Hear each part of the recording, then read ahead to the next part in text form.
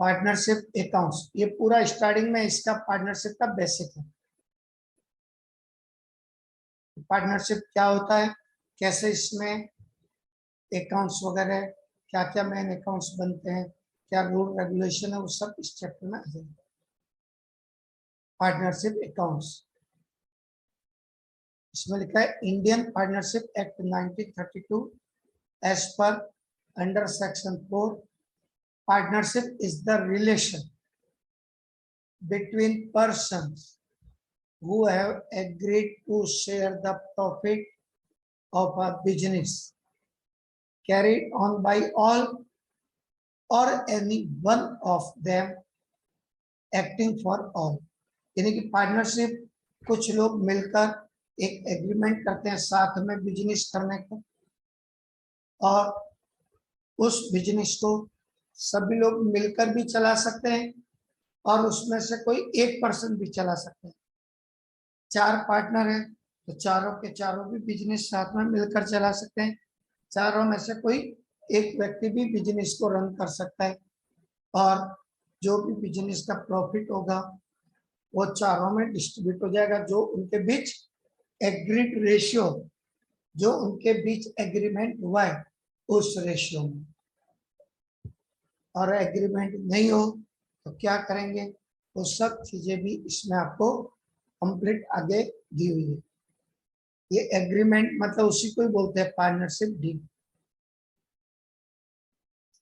The new company act 2013, ये company act का बता रहे हैं कि new company act 2013, company act में भी दिया हुआ है कि पार्टनर्स मैक्सिमम कितने हो सकते हैं, मिनिमम कितने हो सकते हैं। The new Company Act 2013 has prescribed the maximum number of members in case of partnership firm should not be more than 50 in case of partnership। एक पार्टनरशिप में 50 से ज्यादा मेंबर नहीं हो सकते। विशेष परिस्थिति में परमिशन से 100 हो सकते हैं, लेकिन maximum 50। As per the previous Company Act 1956, जो पुराना कंपनी एक्ट था उसमें मैक्सिमम लिमिट 10 थी बैंकिंग कंपनी में, और बाकी में 20, लेकिन अब 50 हो गया सबकी।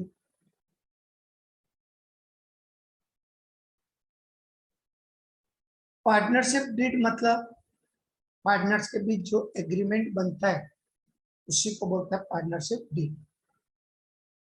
पार्टनरशिप डीड और partnership agreement is that document which defines and describe the rules and condition for conducting business of the firm।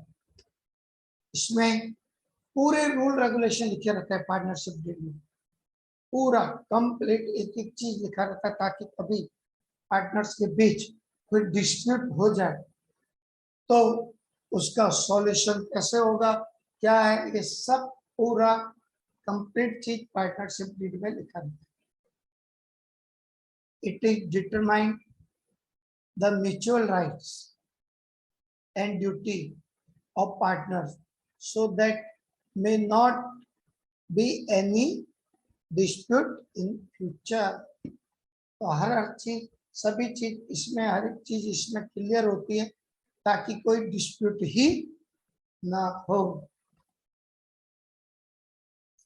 अब इसका कंटेंट्स क्या है देखिए, पार्टनरशिप डीड में क्या क्या चीजें होती है, मेन चीजें इसमें लिखी हुई है। The partnership deed usually contains the following details: names and address of all partners, सभी पार्टनर्स के नाम, उनके एड्रेस पूरा कंप्लीट उसमें लिखा रहता है। Name and address of firm, firm का भी नाम और address. Amount of capital contributed by each partner, कौन पार्टनर्स कितनी कंट्रीब्यूट करेगा कैपिटल, हर पार्टनर्स कितनी कैपिटल कंट्रीब्यूट करेगा, पूरा डिटेल उसमें लिखा रहता है कि कौन पार्टनर्स को कितनी कैपिटल फर्म में देनी पड़ेगी। Account period of the firm, firm का अकाउंटिंग पीरियड क्या होगा? वैसे तो सबके लिए अब अकाउंटिंग पीरियड तो फिक्स है, April to March financial year. Date of commencement of partnership, partnership कब से स्टार्ट होगी? Rules regarding operation of bank accounts, firm का नाम का जो भी बैंक अकाउंट है उसको कौन पार्टनर ऑपरेट करेगा? Profit and loss sharing ratio, partners के प्रॉफिट शेयरिंग रेशियो क्या होंगे, इसको कितना प्रॉफिट में हिस्सा मिलेगा? Rates of interest on capital, partners ने कैपिटल जो बिजनेस में लगाई है उस पे उन लोगों को कोई इंटरेस्ट मिलेगा कि नहीं मिलेगा, यदि मिलेगा तो कितना परसेंट मिलेगा? ड्राइंग्स पे कितना इंटरेस्ट मिलेगा? यदि पार्टनर्स ने लोन दिया है, खुद पार्टनर्स भी लोन बिजनेस अपनी फर्म को दे सकते हैं, तो पार्टनर्स ने लोन दिया है तो उस लोन पे उसको क्या इंटरेस्ट मिलेगा? ये सब चीजें क्लियर रहती है।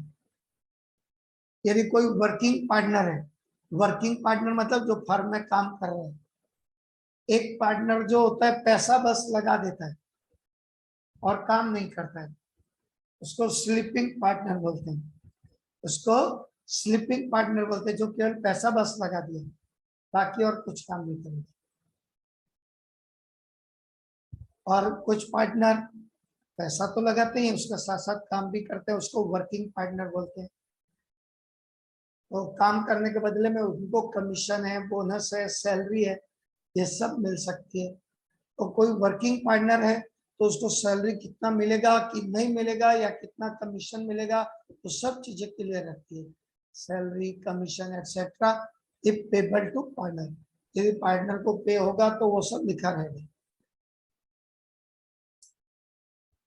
The rights, duty and liabilities of each partner, हर पार्टनर्स का क्या राइट्स, ड्यूटीज, लायबिलिटीज होगी, इसको कितना क्या काम करना पड़ेगा कि नहीं करना पड़ेगा।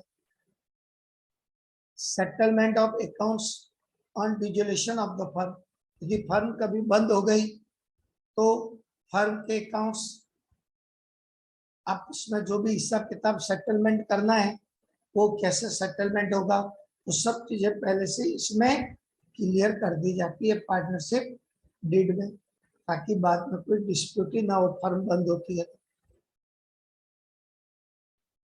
Method of settlement of dispute among the partners, यदि पार्टनरशिप डिसॉल्व हो जाती है या बीच में कोई डिस्प्यूट हो जाता है तो कैसे सेटलमेंट होगा, उसकी क्या मेथड होगी, क्योंकि इसमें भी अलग अलग मेथड होती है। एक होती है इंडियन पार्टनरशिप एक्ट और एक होता है Garner versus Murray rules. Garner और वर्सेस जो है ये पार्टनर थे इंग्लैंड में, उनके बीच जो डिस्प्यूट हुआ तो उसमें जो कोर्ट के आदेश से जो सेटलमेंट के जो रूल रेगुलेशन लागू है उसको भी एप्लीकेबल कर सकते हैं, या आप डिसोल्यूशन में पढ़ोगे। रूल्स टू बी अलाउड, नहीं, rules to be followed, rules to be followed in case of admission, retirement and death of partner, कि कोई पार्टनर्स नया आ रहा है या कोई पुराना पार्टनर्स रिटायरमेंट ले रहा है या किसी पार्टनर की डेथ हो गई है तो उसके लिए क्या रूल्स फॉलो होंगे। किसी नए पार्टनर्स को एडमिशन देना है तो क्या रूल फॉलो होगा, उसके हिसाब से एडमिशन दिया जाएगा। इस सब भी पार्टनर्स एग्री होंगे तो देंगे या मेजोरिटी होगी तो देंगे, तो अलग अलग रूल्स फॉलो होते हैं। कोई पार्टनर्स रिटायरमेंट लेना चाहता है तो उसके लिए क्या रूल रेगुलेशन होंगे। कोई पार्टनर की डेथ हो जाती है तो उसका क्या रूल रेगुलेशन होगा, क्या उसके किसी रिप्रेजेंटेटिव को पार्टनर बनाना है कि नहीं बनाना है, कैसे उसका पेमेंट होगा। तो ये थे पार्टनरशिप डीड। और जब पार्टनरशिप डीड नहीं दी हो, पार्टनर्स के बीच कोई डीड नहीं बनी है, तो क्या रूल रेगुलेशन फॉलो होते हैं? Provisions applicable in absence of partnership deed. No partners has the right to salary और रेम्युनरेशन. यदि पार्टनर्स के बीच कोई डीड नहीं बनी है, कोई पार्टनरशिप डीड नहीं बना है, और मान लो कोई पार्टनर्स वर्किंग पार्टनर है, काम कर रहा है, तो भी उसको कुछ भी सैलरी या रेम्युनरेशन नहीं मिलेगा. यदि पार्टनरशिप डीड नहीं बनी है, तो कोई पार्टनर्स वर्किंग पार्टनर है तो भी उसको कुछ नहीं मिलेगा, कोई सैलरी वगैरह नहीं मिलेगा यदि पार्टनरशिप डीड नहीं बनी है.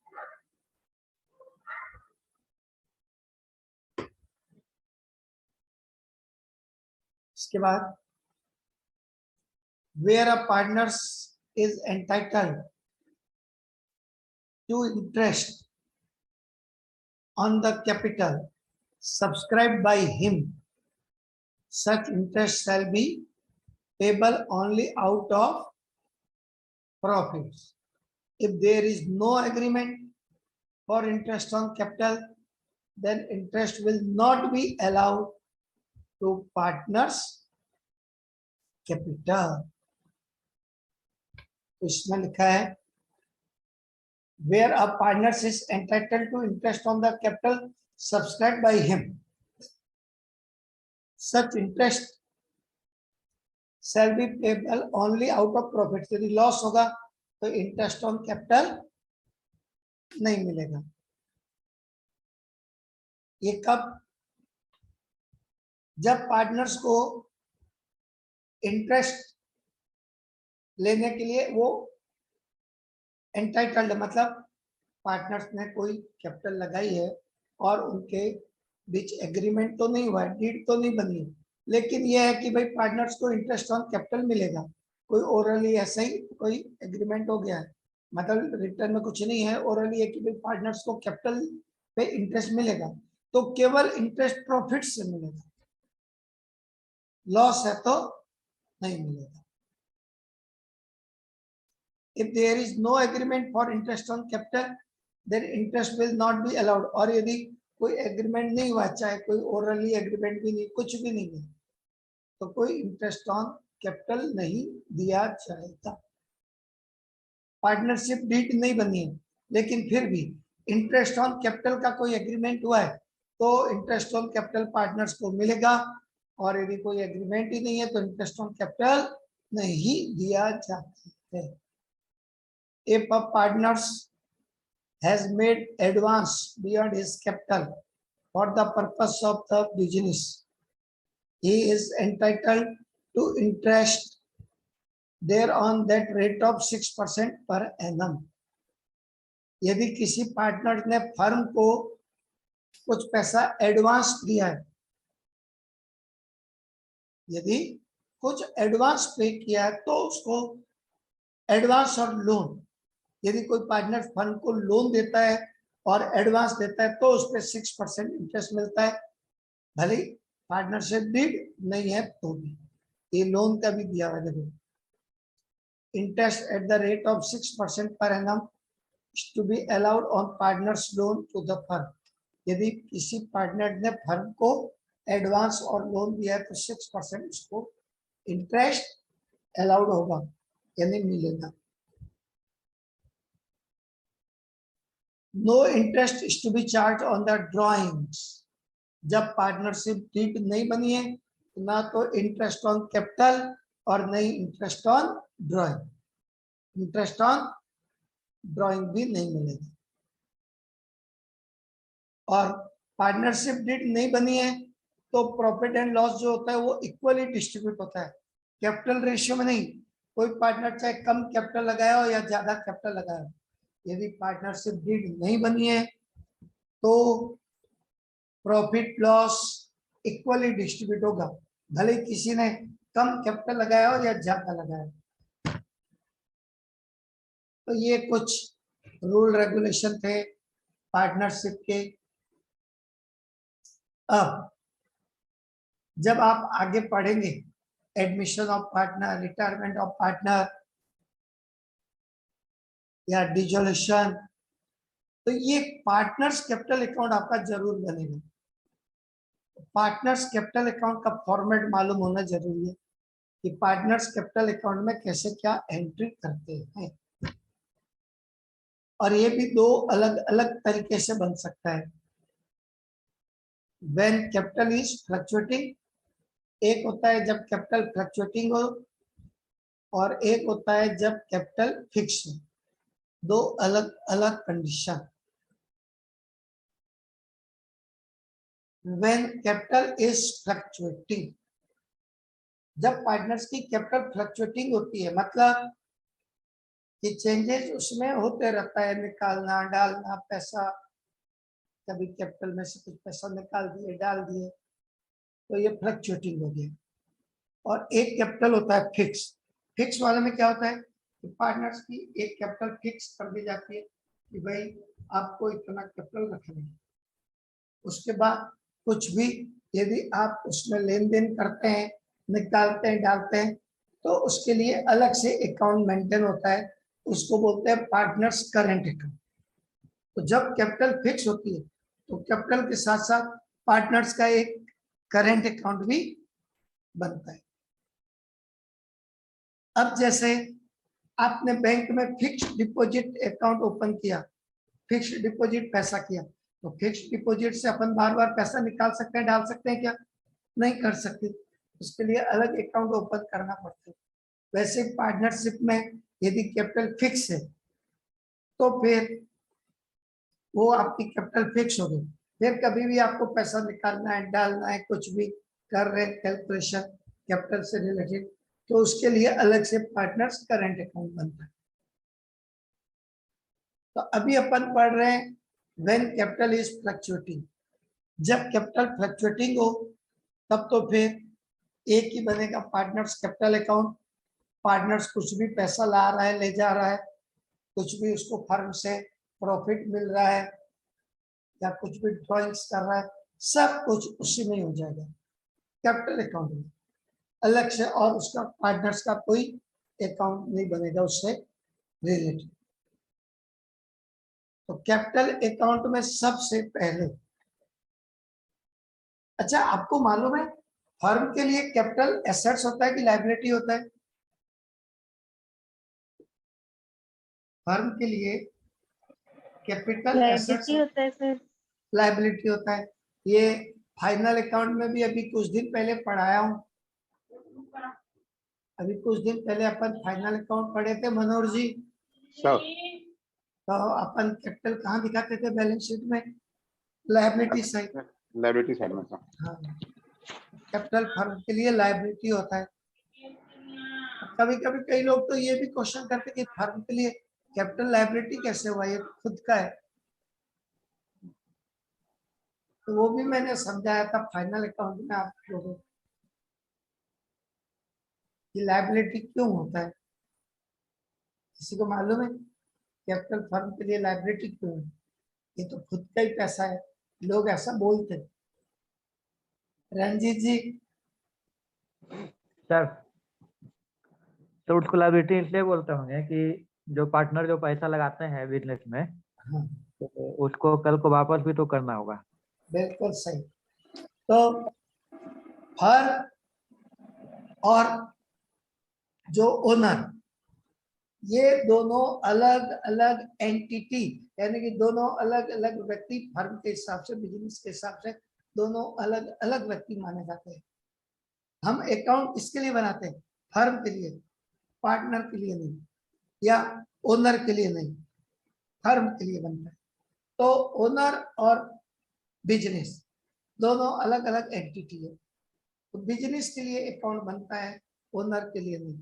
तो बिजनेस के लिए उन्होंने जो भी पैसा बिजनेस में दिया है वो बिजनेस के लिए लायबिलिटी है, क्योंकि वापस बिजनेस से उनको लौटाना भी पड़ेगा, रिटर्न करना पड़ सकता है। तो वैसे ही जैसे हम किसी से लोन लेते हैं तो पैसा वापस देना पड़ेगा, वैसे ही कोई पार्टनर या कोई इंडिविजुअल फंड भी है वो बिजनेस में पैसा लगा रहा है, तो वापस वो कभी भी अपना पैसा बिजनेस से विड्रॉ कर सकता है, निकाल सकता है, फर्म से उसको देना पड़ेगा। इसलिए दोनों अलग अलग व्यक्ति माने जाते हैं। तो बिजनेस के लिए वो लायबिलिटी है, जो भी उन्होंने दिया वापस लौटाना पड़ेगा। और लायबिलिटी हमेशा क्रेडिट बैलेंस होता है, लायबिलिटी हमेशा क्रेडिट बैलेंस होता है। तो जब भी पार्टनर्स कैपिटल अकाउंट बनाएंगे तो कैपिटल का कोई बैलेंस दिया हुआ है तो इधर आएगा बाय बैलेंस ब्रॉट डाउन। ये फॉर्मेट है कि मान लीजिए दो पार्टनर है एक्स एंड वाई, तो कैपिटल अकाउंट बनाएंगे, क्रेडिट में आ जाएगा by balance brought down, capital का बैलेंस कोई है पार्टनर का। तो इंटरेस्ट ऑन कैपिटल, ये भी क्रेडिट में, क्योंकि पार्टनर्स को अपने कैपिटल पे इंटरेस्ट मिलेगा तो उसकी कैपिटल इंक्रीज होगी। वो सभी आइटम्स, वो सभी चीजें जिससे कैपिटल बढ़ जाती है वो सब इधर आएंगे क्रेडिट साइड। तो वो सभी चीजें जिससे पार्टनर्स की कैपिटल बढ़ जाती है वो सब क्रेडिट है। जैसे interest on capital, salary to partners, commission to partners, net profit, partners को जो प्रॉफिट हुआ डिस्ट्रीब्यूट हो जाता है ना, वो प्रॉफिट भी आ जाएगा, नेट प्रॉफिट। इधर ड्राइंग्स, ये डेबिट में क्यों आया भाई, इससे कैपिटल कम हो जाती है। कोई भी पार्टनर्स पैसा विड्रॉ करता है तो इसकी कैपिटल कम हो जाती है। इसकी जर्नल एंट्री क्या बनती है किसी को मालूम है? कोई पार्टनर ड्राइंग्स करेगा तो जर्नल एंट्री क्या बनेगा बिजनेस में? Drawings account debit to partners capital account. जैसे एक्स ने पैसा विड्रॉ किया तो ड्राइंग्स अकाउंट डेबिट तो उल्टा गलत एंट्री अच्छा उल्टा बता हो दी है, जाएगा सर। उल्टा एंट्री बता दी है। जी partners capital account debit to drawings. Drawings, मतलब पार्टनर्स के कैपिटल के डेबिट में आएगा ड्राइंग्स।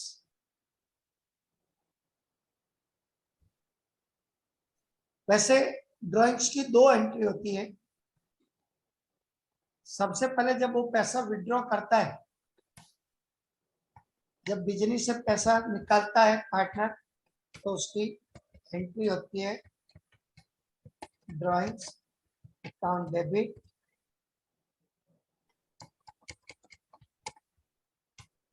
टू कैश या बैंक अकाउंट। ये एंट्री होती है जब कोई भी पैसा निकालता है तो ड्राइंग्स कैश या बैंक, फिर उनको उनके कैपिटल अकाउंट में ट्रांसफर कर देते हैं। तब फिर पार्टनर्स कैपिटल अकाउंट डेबिट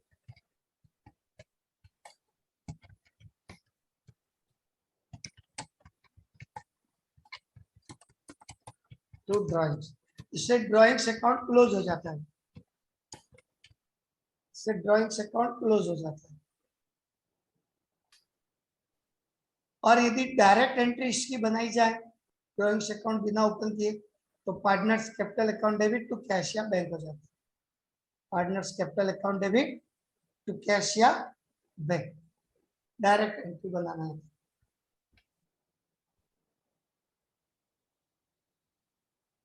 तो ड्राइंग्स डेबिट में क्यों आया? क्योंकि इससे पार्टनर्स की कैपिटल कम हो जाती है। इंटरेस्ट ऑन ड्राइंग्स से भी पार्टनर्स की कैपिटल कम हो जाती है, क्योंकि ड्राइंग्स पे उसको इंटरेस्ट देना है तो। और प्रॉफिट अपन क्रेडिट में लिखे थे बाय नेट प्रॉफिट, और लॉस है तो डेबिट में आएगा टू नेट लॉस, और उसके बाद बैलेंस कैरिड डाउन, मतलब जो कैपिटल बचा हुआ है वो निकल जाएगा। ये किस कंडीशन में बताया आपको कैपिटल का format? When capital is fluctuating. अब जब कैपिटल फिक्स हो, व्हेन कैपिटल इज फिक्स, तब ये अपन जो अभी कैपिटल अकाउंट लिखे थे, ये अपन अभी जो कैपिटल अकाउंट बनाए, ये दो पार्ट में डिवाइड हो जाता है, ये दो पार्ट में डिवाइड हो जाएगा। तो इसमें दो अकाउंट बनेंगे, एक पार्टनर्स करेंट अकाउंट और दूसरा पार्टनर्स कैपिटल। जब कैपिटल फिक्स होता है तो पार्टनर्स करेंट अकाउंट भी बनेगा और कैपिटल भी।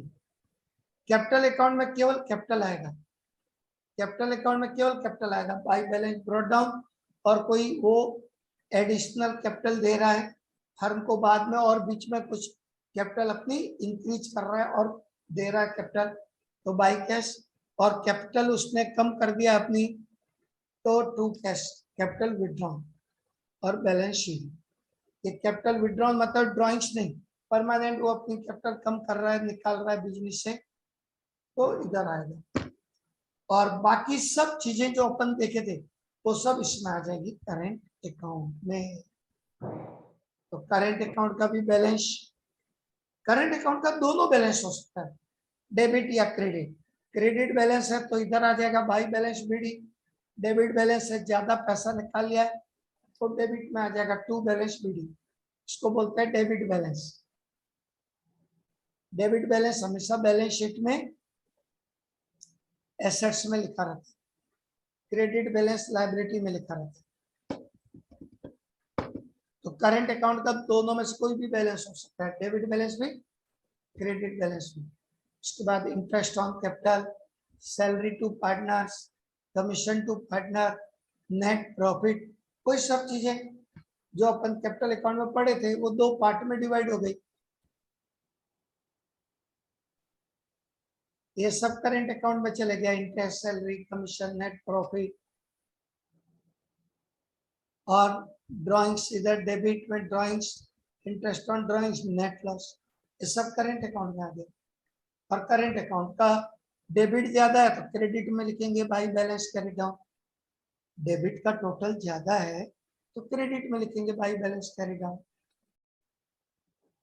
और यदि क्रेडिट का ज्यादा है तो डेबिट में लिखेंगे टू बैलेंस कैरी डाउन।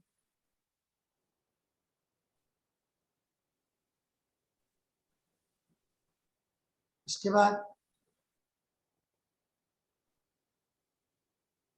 ये तो बता ही दिया मैंने आपको, पार्टनर्स कैपिटल अकाउंट, जब कैपिटल फिक्स होती है तो कैपिटल में कैपिटल के अलावा कुछ भी नहीं, सब करेंट अकाउंट में चलेगा।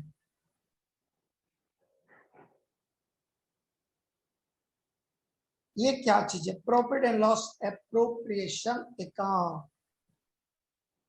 जैसे हर पार्टनर्स को इंटरेस्ट ऑन ड्रॉइंग्स देती है, इंटरेस्ट ऑन कैपिटल देती है, सैलरी देती है, कमीशन देती है,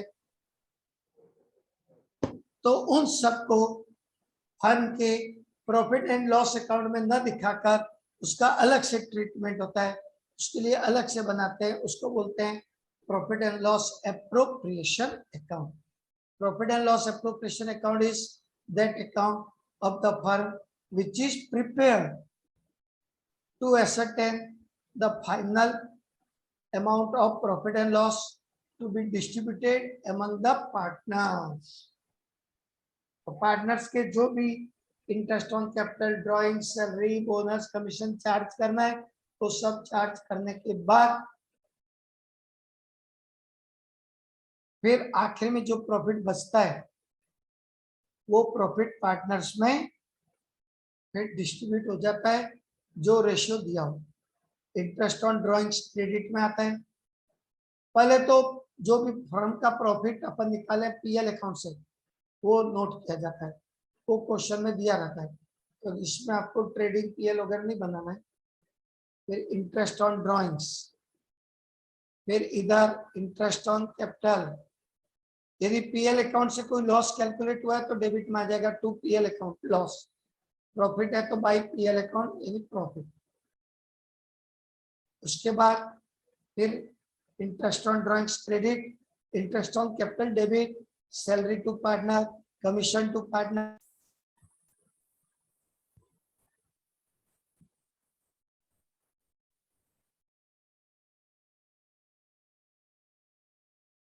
ये अपना डिस्कनेक्ट हो गया।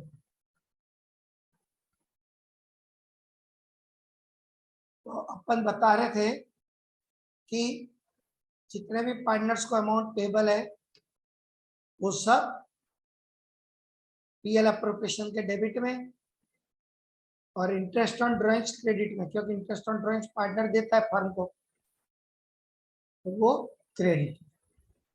पार्टनर्स को जो भी पेबल है वो सब डेबिट में आ जाएगा।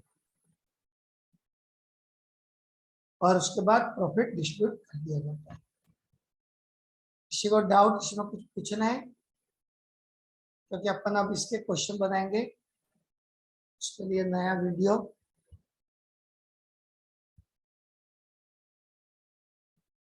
एक बार वापस ज्वाइन करना है आपको।